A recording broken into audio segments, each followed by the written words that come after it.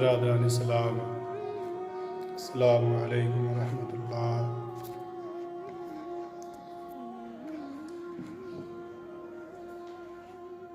सभी हज़रात हर रोज़ की तरह, हर वीडियो की तरह इस बार भी थोड़ा सा वक्त हमें दें और थोड़ी सी बातों को दिल की गहराइयों के साथ समाप्त करें, क्योंकि बहुत सारी क्लिप हमने देखी हैं जिनको देखकर बहुत दुख है। अफसोस की बात है कि कुछ साल पहले आप जाएं तो हर इंसान जंगल जाता था या कोई भी शख्स खेतों में जाता था, कहीं पर भी जाता था तो वो जानवरों से बचने के लिए हाथ में कोई लाठी, कोई भाला लेकर चलता था, कोई डंडा लेकर चलता था। सद अफसोस की बात है कि अब इस दौर में कोई जानवर किसी इंसान का दुश्मन नहीं है। इस दौर में जितना ख़तरा जानवरों से नहीं है, अफसोस है कि इस दौर में एक इंसान को इंसान से ही ख़तरा है। आज अगर कोई नुकसान किसी को पहुंचाता है और कोई नुकसान किसी को पहुंचा रहा है, तो जहां तक मेरी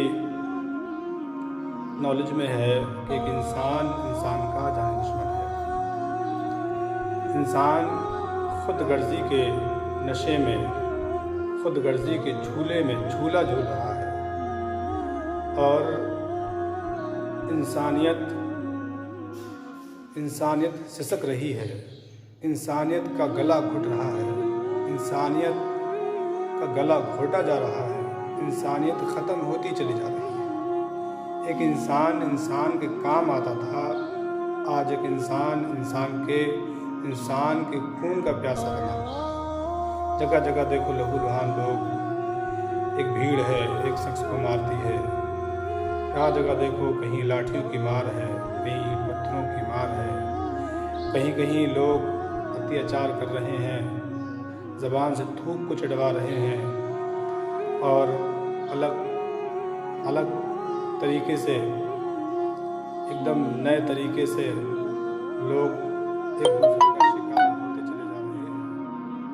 अफसोस है, ऐसे भूखमरी के माहौल में ज़रूरत थी कि हमें एक दूसरे की मदद करने की, ज़रूरत थी हमें एक दूसरे को समझने की। जब डॉक्टर कोई दवा देता है किसी मरीज़ को, तो उसको धर्म, मज़हब, जाति, बिरादरी देख के नहीं देता। डॉक्टर उसकी बीमारी को देख के, उसकी तकलीफ़ को देख के उसे दवा देता है। किसी डॉक्टर ने जाति, बिरादरी, धर्म को देखकर दवा बांधी हो कि ये गैर मुस्लिम है इसके लिए दवा काम करेगी, ये मुस्लिम है इसके लिए ये टैबलेट काम करेगी। जब हमारे खुदा ने, हमारे अल्लाह ने, हमारे परवरदिगार ने सबके लिए, सबके इंसानों के लिए जड़ी बूटियाँ, दवाओं, सब चीज़ों का इंतज़ाम किया है। जाति धर्म देख के नहीं कि मुस्लिम को ये बूटी काम करेगी, ये दवा काम करेगी और ये गैर मुस्लिम को ये दवा काम करेगी, नहीं, हरगिज़ नहीं। डॉक्टर जब दवा देता है तो वो उसकी बीमारी को देख के ही दवा देता है। तो ऐसे ही हमें ज़रूरत है कि हम सामने वाले को उसके धर्म से जोड़कर, उसकी जाति से जोड़कर, उसकी बिरादरी से जोड़कर उसका काम नहीं, बल्कि हम उसकी परेशानी को देख के उसकी मदद करेंगे, उसकी मजबूरियों को देख के उसकी मदद की जाएगी, उसकी तकलीफ़ों को देख के उसकी मदद की जाएगी।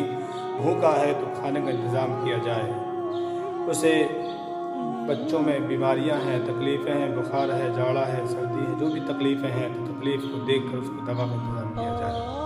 अफसोस है, ऐसे लोगों को मैंने देखा है कि रोड से उठाकर, गंदगियों से उठाकर खाने की ग़िज़ाएँ छाँट कर खा रहे हैं, जो फेंक दी जाती है। और एक आपने देखी होगी, एक क्लिप आई थी कि एक शख्स दूध रोड से उठाकर अपने बर्तन में डाल रहा है। किस लिए?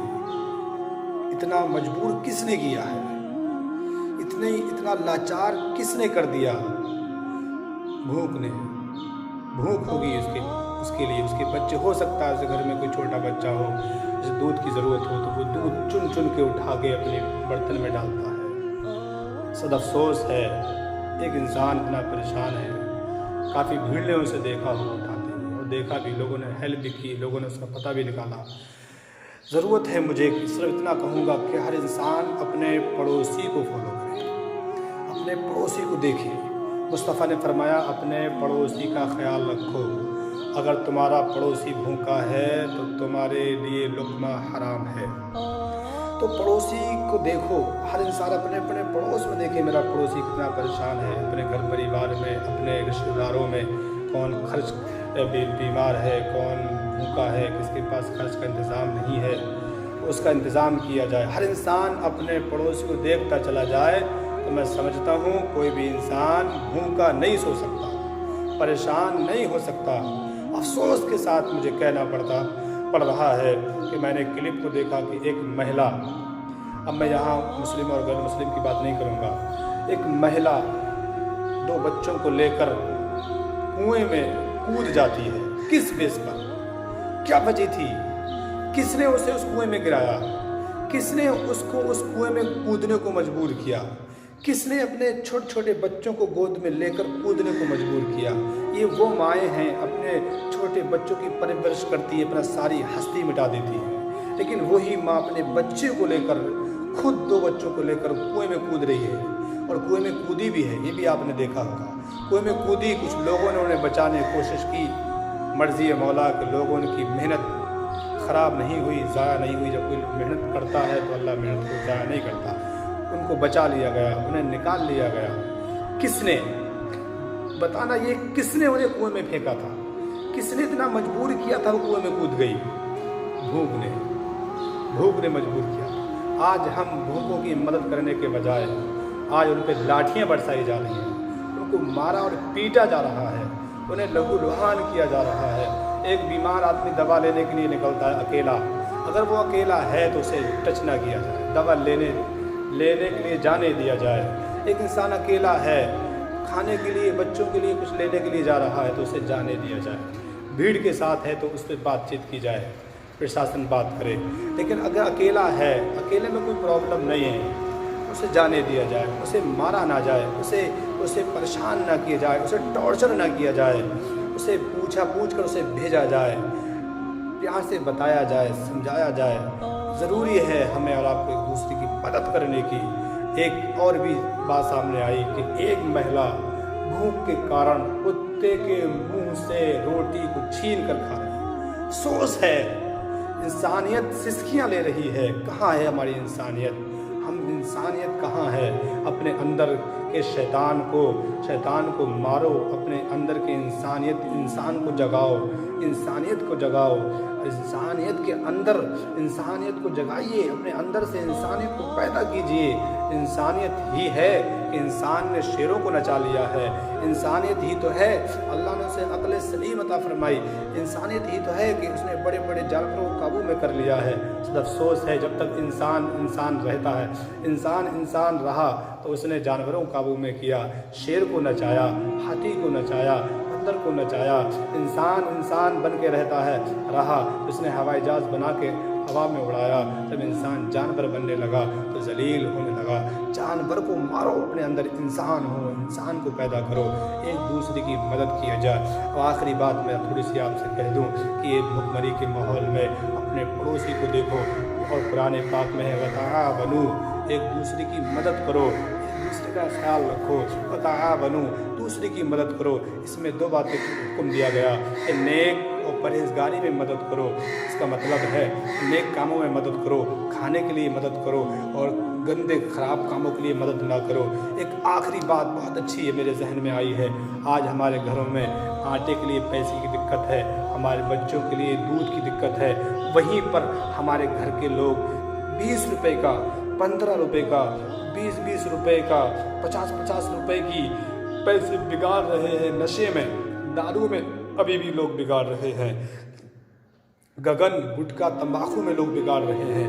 20-20 रुपए की गगन की पुड़िया लेकर लोग खा रहे हैं। वो लोग जिनके घरों में आटों की दिक्कत है, जिनके घरों में बच्चों के खर्च की दिक्कत है, जिनके घरों में चूल्हा जलने में परेशानियां हैं, सब्जी लेने में परेशानियां हैं, वो लोग 20-20, 40-40 रुपए गगन और तंबाकू और बीड़ियों में गुजार रहे हैं। अरे क्या ज़रूरत है गगन और बीड़ी की? क्या ज़रूरत है इन तमाम चीज़ों की परेशानियाँ उठाने की? उस पैसों को बचाओ, अपने बच्चों के लिए, अपने बच्चों के इस्तेमाल में ले करके आओ। तो मेरे भाइयों गुजारिश है मेरी आपसे ही कि अपने ये बेकार के नशीले खर्च को कम करो, इन्हें कम नहीं बंद कर दो, मौकूफ़ कर दो, अच्छे कामों में आ जाओ। अपने बच्चों की फ़िक्र करो, अपनी बीवी बच्चों की फ़िक्र करो। और ईद का मौका, ईद का माहौल आने वाला है, इसमें मैं भी ये कहूँगा कि नए नए कपड़ों की तरफ ज़्यादा ध्यान ना दिया जाए। महंगे महंगे ड्रेस, महंगे महंगे सूट, कपड़े, लिबास, तमाम तर चीज़ों पे ध्यान ना दिया जाए, बल्कि इन खर्चों को रोका जाए, इन खर्चों को रोक लिया जाए और इस पैसे को अल्लाह के नेक बंदे, गरीब बंदे, गुरबा बंदे, छोटे छोटे गरीब लोगों में पहुंचा दिए जाए, भूखों को खाना खिला दिया जाए। फिर मैं यही कहूँगा कि कुरान का फरमान है, वताबनु, एक दूसरे की मदद करो, अपने पड़ोसी को पहले देखो। हर इंसान अपने अपने पड़ोस, अपने मोहल्ले को देखे तो मैं समझता हूँ पूरी दुनिया के अंदर कहीं भी कोई भाई बहन, बेटा बेटी, बुजुर्ग, नौजवान, बूढ़े, बच्चे, सब लोग महफूज रहेंगे, कोई परेशान नहीं हो सकता। यही मेरी इल्तिजा गुजारिश थी। इस महामारी के माहौल में अपने आप को अच्छा बनाइए, अपने खर्चे, फजूल खर्ची कम कीजिए, अपने गगन गुटखी तंबाकू को खर्च को रोक लीजिए। 20-20 रुपये, 20 रुपये में आप कितना आटा ला सकते हैं? 20 रुपये में कितने चावल मिल जाएंगे आपको? पूरा परिवार आपका खा सकता है। लिहाजा इन पर गौर किया जाए, तवज्जो दी जाए, अपने बच्चों का ख्याल रखें, अपना भी ख्याल रखें, अपने पड़ोसियों का ख्याल रखें। अल्लाह ने इस लायक बनाया है तो गरीबों को पहुँचाएँ, गरीबों को ही बांटें, उनके घरों में गल्ला पहुँचाएँ। इंशाअल्लाह इससे बड़ी ईद कोई हो नहीं सकती, इससे बड़ी ईद नहीं हो सकती, इससे बड़ा बेनिफिट तुम्हें नहीं मिल सकता, क्योंकि इसमें हर एक नेक काम का 70 गुना ज़्यादा सवाब है। थोड़ी सी मुख्तसर मेरी बातें थी। अल्लाह से दुआ है मौला करीम गरीब और गरीब परेशान लोगों की हिफाजत फरमाए, जालिमों को ज़ेर फरमाए। जिन लोगों पर जुल्म किया जा रहा है मौला करीम, बेटों पर, बेटियों पर, सब इस्लामी तमाम बेटियों की मौला करीम आबरू इज़्ज़त की हिफाजत फरमाए। मौला करीम हम सबको सलामत रखे, बीमारी से भी, परेशानियों से भी, भुखमरी से भी। मौला करीम हम सबको कामयाबी कामरानी अता फरमाए। मौला करीम से दुआ है मौला करीम इस रमज़ान मुबारक के सदक़े में हम सब की तकलीफ़, परेशानियाँ, बीमारियों को दूर फरमाए। जो लोग बीमारियों से गिरफ़्तार हॉस्पिटलों में एडमिट हो चुके हैं मौला करीम उन सबको सेहत कामिला, सेहत आजिला अता फरमाए। अल्लाहुम्मा रब्बना आतिना फिद दुनिया हसनतुन व फिल आखिरति हसनतुन व क़िना अज़ाबन्नार। अल्लाहुम्मा आफ़िनी फ़ी बदनी, अल्लाहुम्मा आफ़िनी फ़ी समई, अल्लाहुम्मा आफ़िनी फ़ी बसरी, ला इलाहा इल्ला अंता। सभी हज़रात से गुजारिश है कि इस छोटी सी वीडियो को ज़रूर सुनें। अस्सलामु अलैकुम।